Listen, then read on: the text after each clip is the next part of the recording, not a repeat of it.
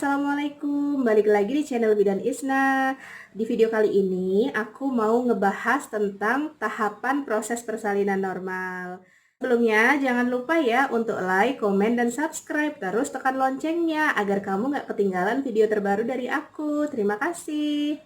Nah, tahapan proses persalinan normal itu ada 4 tahap. Ibu-ibu yang saat ini sudah mendekati HPL tentu harus mengetahui tahapan proses persalinan agar saat proses bersalin nanti ibu-ibu enggak panik, begitu.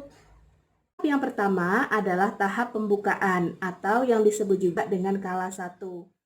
Pembukaan adalah penipisan dan pelebaran leher rahim dimulai dari 1 cm hingga 10 cm. Nah, kenapa leher rahim ibu ini bisa membuka? Itu karena adanya tekanan kepala janin. Kepala janin akan semakin turun ke bawah menuju dasar panggul dikarenakan adanya kontraksi ibu. Kontraksi itu adalah kram atau rasa sakit menjelang persalinan. Kontraksi yang teratur terus-menerus dan semakin kuat menyebabkan bayi semakin turun ke bawah hingga leher rahim ibu akan membuka dari 1, 2, 3 hingga 10 cm hingga kepala bayi sampai di dasar panggul.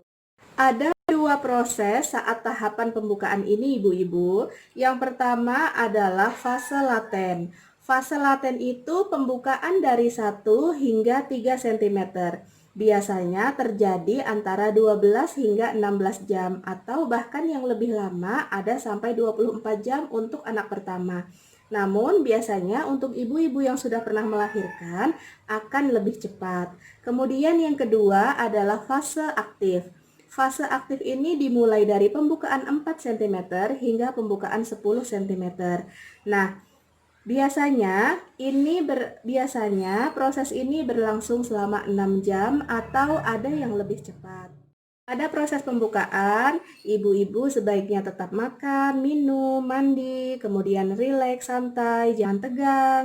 Dan bapak-bapak bisa membantu ibu dengan cara mengelus punggung bagian bawah untuk mengurangi rasa nyeri saat pembukaan itu. Kedua, yaitu tahapan pengeluaran bayi atau yang disebut juga dengan kala 2. Tahapan pengeluaran bayi diawali dengan sudah lengkapnya pembukaan ibu. Jadi pembukaan ibu sudah 10 cm, kemudian kepala bayi ibu sudah tampak di depan vulva atau di depan bibir kemaluan 5 hingga 6 cm.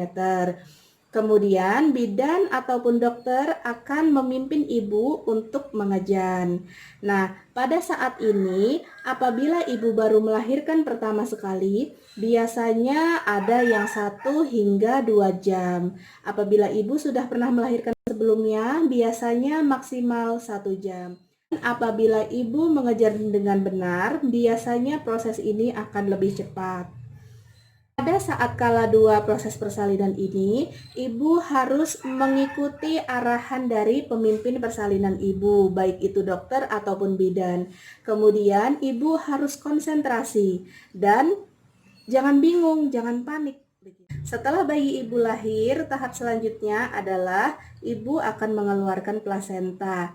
Nah, pada saat ini ibu tidak perlu untuk mengejan karena plasenta akan terlepas secara alami dari dinding rahim ibu dan bidan ataupun dokter yang menolong persalinan ibu akan mengeluarkannya.